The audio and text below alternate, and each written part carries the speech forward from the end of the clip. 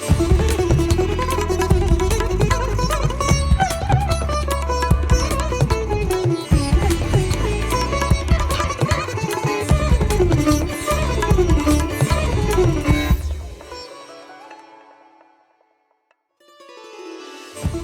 श्री साई राम। साई प्रेम वाणी के हमारे आज के प्रसारण में आप सबका हार्दिक स्वागत है। आज हम आप सबके लिए लेकर आए हैं सुमधुर कार्यक्रमों की मनमोहक कड़ी। आज के प्रसारण में आप अवतार वाणी के अंतर्गत श्री भगवान द्वारा दिए गए एक दिव्य संदेश का एक भाग एवं आदर्श जीवन आनंद उपवन कार्यक्रम में एक मधुर कथा वृत्तांत सुनेंगे। तो चलिए कार्यक्रम का शुभारंभ करते हैं।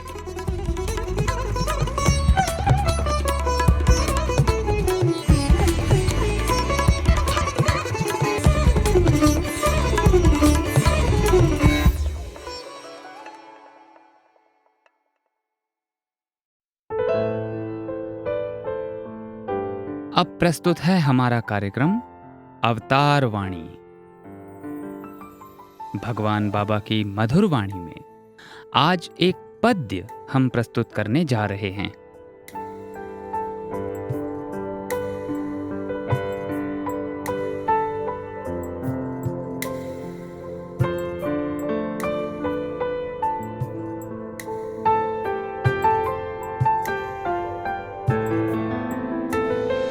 ప్రేమ స్వరూపులారా,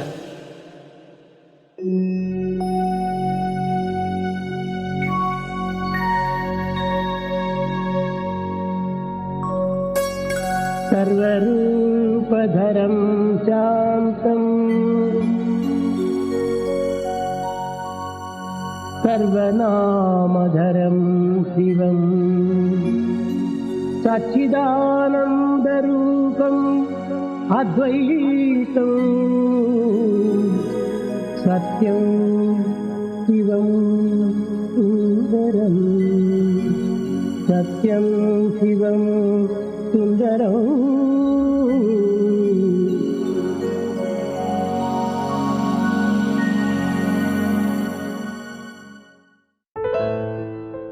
अभी आप सुन रहे थे अवतार वाणी। आज आपने भगवान बाबा की मधुर वाणी में एक पद्य सुना।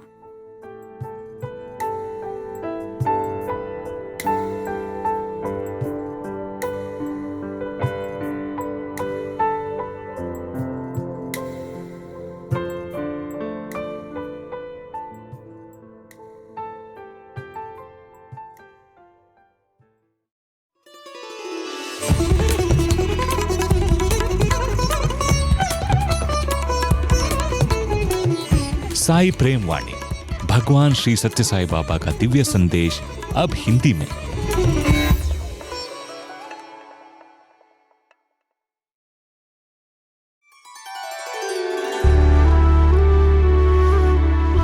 आइए अब सुनते हैं आदर्श जीवन आनंद उपवन प्रोग्राम। आज इसके अंतर्गत हम कहाँ हैं साई विषय पर भगवान बाबा के आराधना महोत्सव समारोह के उपलक्ष्य में सन 2022 में प्रस्तुत की गई विशेष वीडियो श्रृंखला का एक भाग प्रस्तुत करेंगे।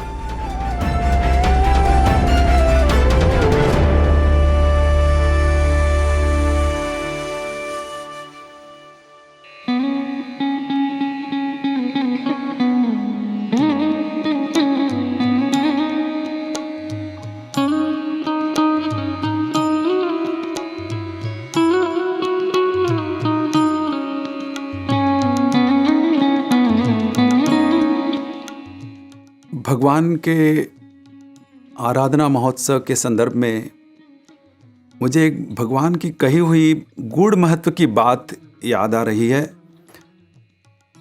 ये 1981 की समय थी जब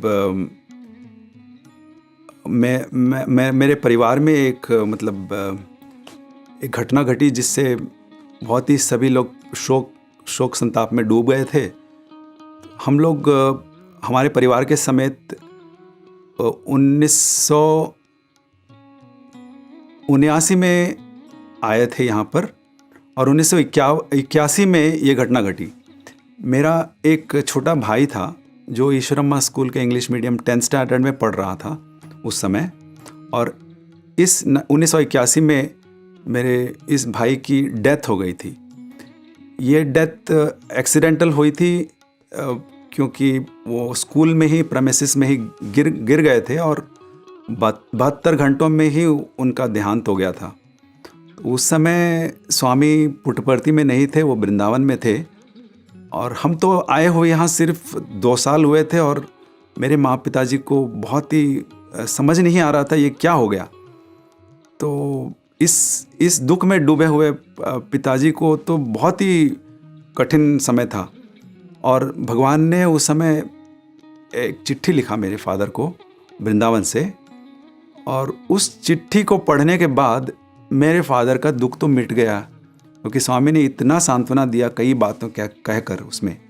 और उसमें एक और बात कहा कि हाँ, मुझे मालूम है कि माता की जो दुख होती है वो बहुत ही मतलब बहुत कठिन होता है उनको संभलना, लेकिन मैं खुद आके उनको समझाऊंगा, फिक्र मत करो।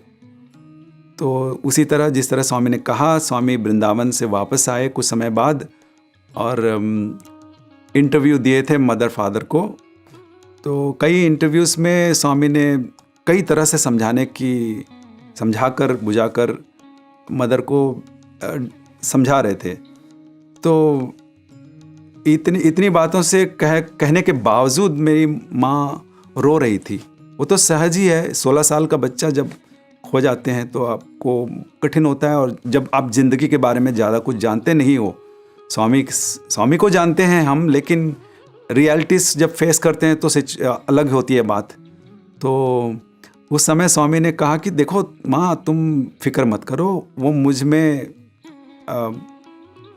मुझ में एक हो गया, मेरे से एक हो गया, मेरे चरणों में आ गया है, वो बहुत खुश है। लेकिन इतने कहनों के बाद भी मेरी माँ रो रही थी। तो कहा कि ये तो सडन डेथ हो गया था, तो शायद हम उसको एक सही समय पे कोई दवाई ढंग से देते तो शायद बच जाता। तो स्वामी ने कहा कि ये कोई अनायास मरण नहीं है, ये सुनायास मरण ही है, वो कोई एक्सीडेंटल डेथ नहीं है, जो होना था वो हुआ। और तुम कहते हो कि कोई दवाई देने के बिना, मतलब कोई क्योंकि दवाई नहीं दे सके उसके वजह से हुआ, ऐसा कुछ नहीं है, क्योंकि दवाइयों की कमी नहीं होती डॉक्टरों को, और डॉक्टर खुद भी तो मर जाते हैं। और वैसे ही कोई मतलब जो बहुत ही धनवान होते हैं उनको किसी चीज़ की कमी नहीं होती है। जैसे पॉलिटिशियंस होते हैं, उनके हाथ में सब कुछ होता है, किसी भी डॉक्टर को बुला सकते हैं, कोई सा भी हॉस्पिटल में जा सकते हैं और एडमिट करा के ठीक हो सकते हैं, लेकिन फिर वो भी मरते हैं। तो फिर भी मदर थोड़ी थोड़ी समझ रही थी, और लेकिन फिर से आंसू बहना शुरू हो जाती। तो उस समय स्वामी ने एक बहुत ही बड़ी बात कहा, मतलब गूढ़ महत्व की बात जो कहते हैं। तो उस समय स्वामी ने मैं उस इंटरव्यू में नहीं था, लेकिन मेरी मदर मेरे खुद को समझाई थी कि स्वामी ने किस तरह से वो बात कहा है, इतनी बड़ी बात। जैसे कि स्वामी ने अपने रोब को ऐसे लिफ्ट करके हाथों से 2 उंगलियों से उठ के कहा कि देखो, एक समय आएगा जब मेरे खुद को इस देह को त्यागना पड़ेगा। There will come a time when I will have to myself leave this body। In English में जब मैं बताऊं तो उसका ट्रांसलेशन, अनुवाद यह होता है। तो ये जब कहा स्वामी ने, तो मेरी मदर की आंसू पूरे सूख गए, क्योंकि स्वामी तो अपने बारे में स्वामी अपने भाषण में तो संबोधित करते हैं, ये हम बॉडी नहीं हैं, हम ये देह नहीं हैं, हम आत्मा हैं, ये सब तो ठीक है। लेकिन जब स्वामी अपने बारे में स्वयं खुद कह रहे हैं कि मैं एक समय आएगा, उस समय स्वामी की उम्र देखा जाए तो 56 साल की थी। 56 साल की उम्र में उस समय स्वामी का मिशन जिस तरह से पब्लिकली, जैसे कॉलेजेस, हॉस्पिटल्स, वो सब उसी समय शुरुआत हुई थी।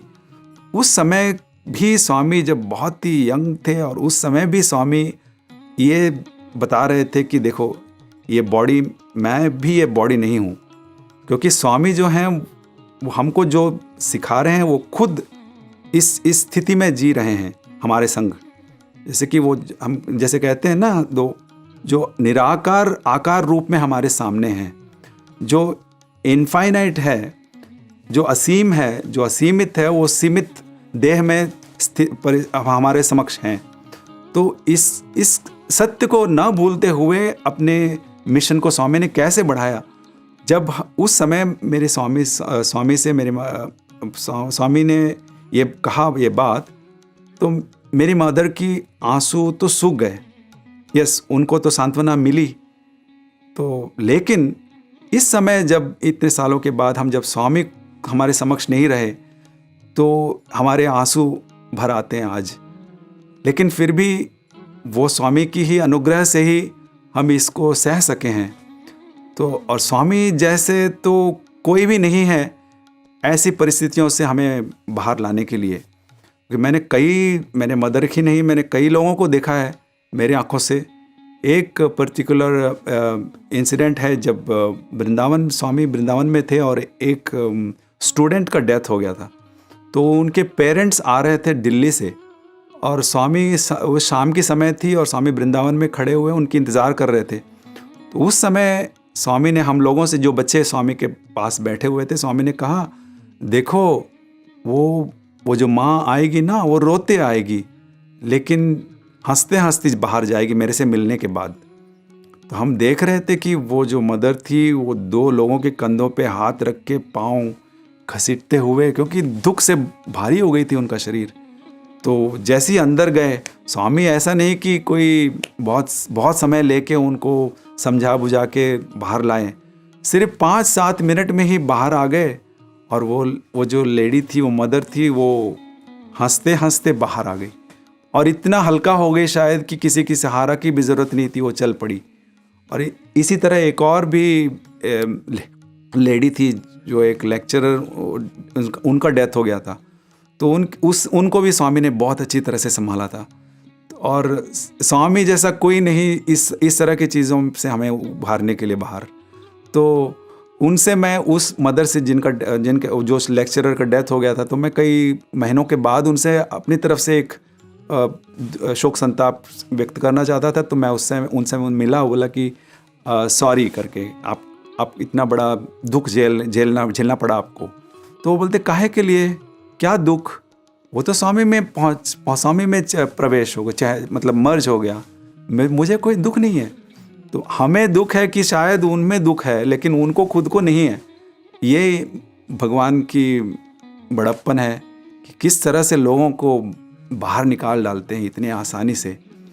और यही तो इसी चीज़ को हमें हमेशा याद करना चाहिए कि जो मतलब स्वामी की बातों से ही हम अपने को, उस समय कुछ चंद लोगों को स्वामी ने समझाया, लेकिन वो आज हमें एक आदर्श बन गया। और हम कितने लोगों को भी समझा के इस बात को याद करके अपने हर दुख को मिटा सकते हैं। ये इन स्वामी की इन बातों की महत्व है।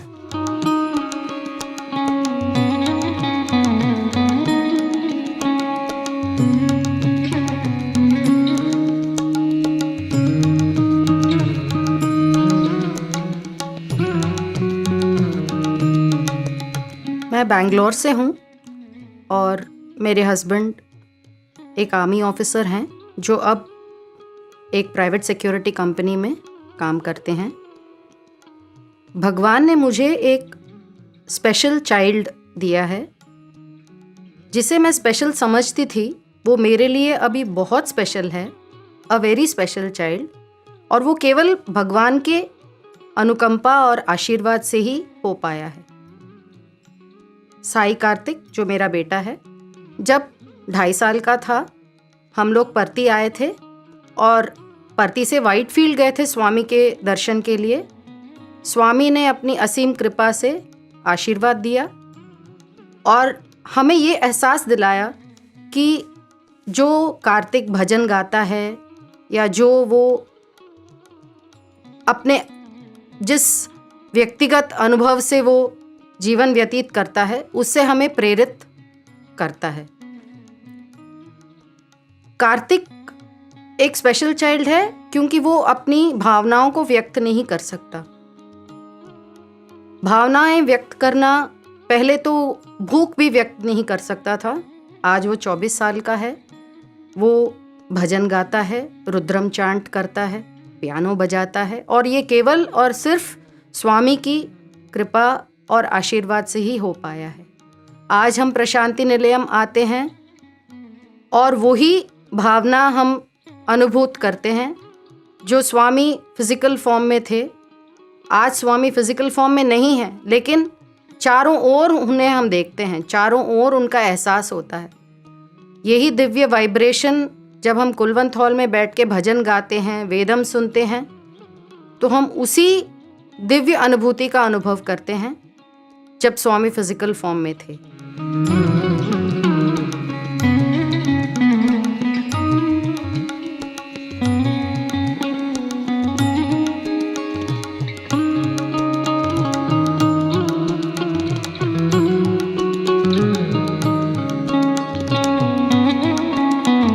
ऑटिज्म एक अभिशाप समझते हैं लोग, लेकिन वो जो कर पाता है वो हम नहीं कर पाते हैं।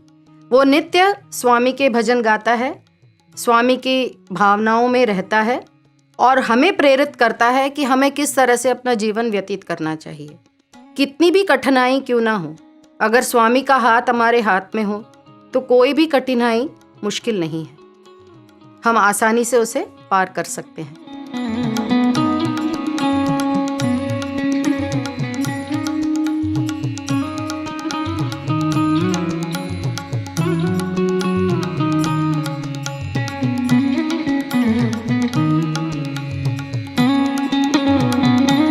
जब स्वामी का फिजिकल फॉर्म हम देखने आते थे तो खींचे चले आते थे, एक मैग्नेट की तरह स्वामी हमें आकर्षित करते थे। आज वो फिजिकल फॉर्म नहीं है, लेकिन जिस तरह से हम एक रॉकेट को देखते हैं उड़ते हुए आसमान में, लेकिन जब वो रॉकेट फूटता है तो चारों ओर प्रकाश फैलाता है, आज उसी तरह हम चारों ओर स्वामी का अनुभव करते हैं।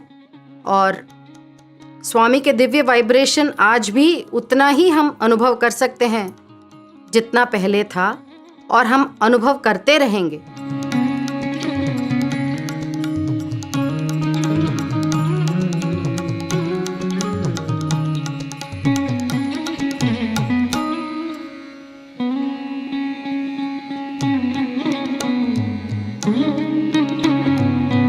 ओम श्री साई राम। इस आराधना दिवस पर मेरे मन में एक महत्वपूर्ण दिवस की याद आ रहा है। स्वामी 99 मई महीना में एक दिन के लिए वृंदावन से पुट्टपर्ती आए थे। तभी स्वामी ने कुलवंत हॉल के छत पे स्वर्ण पत्र लगाने का काम चालू करवाए थे। प्रभु जी के लिए उनके भक्त सर्वप्रथम रहते हैं। उन्होंने ये जो स्वर्ण पत्र का काम भी जहाँ पे उनके भक्त बैठते हैं उसी एरिया से, उसी जगह से चालू करने के लिए बोले थे। पहले भक्तों का एरिया हो जाए, फिर मेन मंदिर में डालने के लिए स्वामी ने आदेश दिए थे। ये काम हो रहा था, इसलिए स्वामी एक दिन आए थे देखने के लिए वृंदावन से। उस दिन करीबन सुबह 10:30 बजे स्वामी वृंदावन से पुट्टपर्ती पहुँचे और पूरा कुलवंत हॉल घूम के देखे कैसे काम चल रहा है और कैसे करने से अच्छा हो सकता है। ये सब बताने के बाद स्वामी जब हॉल के पीछे से आगे की तरफ आ रहे थे तो स्वामी हाथ दिखा के, जहाँ पे हमारा अभी सन्निधि है वहाँ पे विनायक जी का मूर्ति था, तो वह स्वामी हाथ दिखा के बोले, नेनु इकड़े उंटानु, मतलब मैं यहीं उपस्थित रहूँगा। हम लोगों को जो 2-4 उनके पास थे ये वाक्य, तभी थोड़ी समय लगा समझने के लिए। हम समझ गए थे कि प्रभु का यही इच्छा था कि वो यहीं रहें, उनका शरीर को यहीं रखा जाए। आज हम सब उनकी उस प्रेम का, उस आशीर्वाद का अनुभव उसी जगह से कर रहे हैं। आज भी प्रभु उसी तरह रोज़ हम सबको उनका प्रेम और आशीर्वाद देने के लिए तत्पर रहते हैं। पहले तो प्रभु दर्शन देने के लिए थोड़ी देर के लिए आते थे, अभी प्रभु सुबह शाम हर वक्त हमारे लिए इंतज़ार करते हैं। वो हम कब उनके पास आए उसी की इंतज़ार रहती है उनको। अभी हमारा यह कर्तव्य है, हमारा ये भाग्य है कि हम उनके साथ जुड़े, हम उनकी आशीर्वाद की पात्र बने, हम उनकी आशीर्वाद के योग्य बने।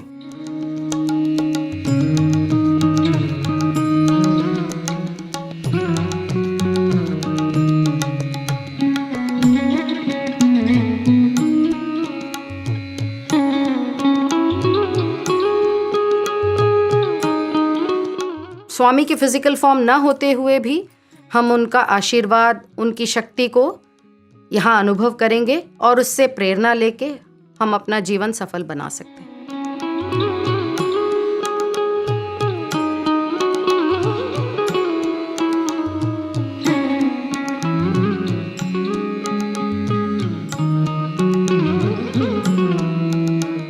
जब स्वामी कहते हैं कि हम ये शरीर नहीं हैं, हम चैतन्य स्वरूप हैं, तो उसी तरह से हमें इस विश्वास से जीना पड़ेगा कि हम खुद भी, हम स्वयं भी चैतन्य स्वरूप हैं।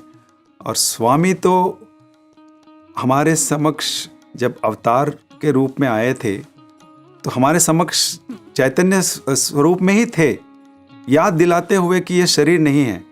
हम वो ये शरीर में हैं, लेकिन फॉर्मलेस हैं, जो फॉर्म में हमारे समक्ष हैं।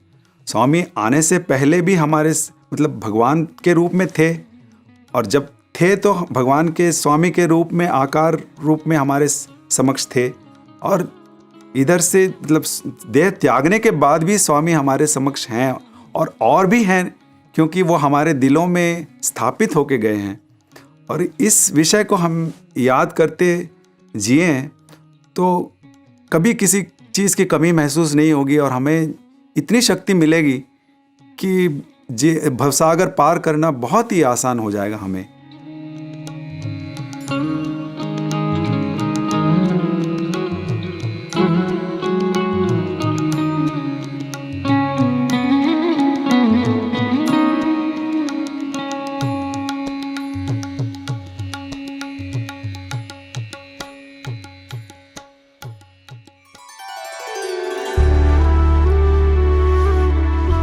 आदर्श जीवन आनंद उपवन प्रोग्राम के तहत अभी आप सुन रहे थे कहाँ हैं साई विषय पर भगवान बाबा के आराधना महोत्सव समारोह के उपलक्ष्य में सन 2022 में प्रस्तुत की गई विशेष वीडियो श्रृंखला का एक भाग।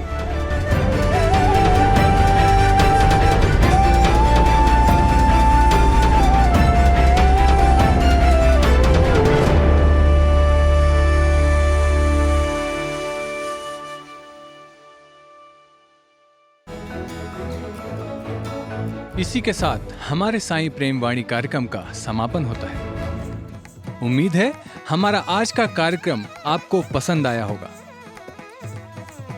आपके सुझावों को हम तक व्हाट्सएप द्वारा जरूर भेजें। हमारा व्हाट्सएप नंबर है 9393 258 258 93 93 258 258।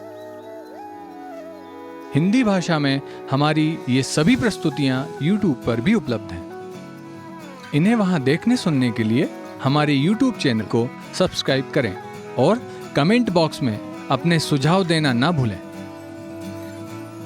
हे साईं, तुमसे नजदीकियां तो कठिनाइयों में ही दिखती हैं, बाकी वक्त तो हम खुद को शहंशाह समझते हैं। स्वामी, हमारे दिलों को विनम्रता से भरकर हमारे शीश आपके चरणों में सदैव झुके रहें। इसी प्रार्थना के साथ हम आप सबसे विदा लेते हैं। धन्यवाद।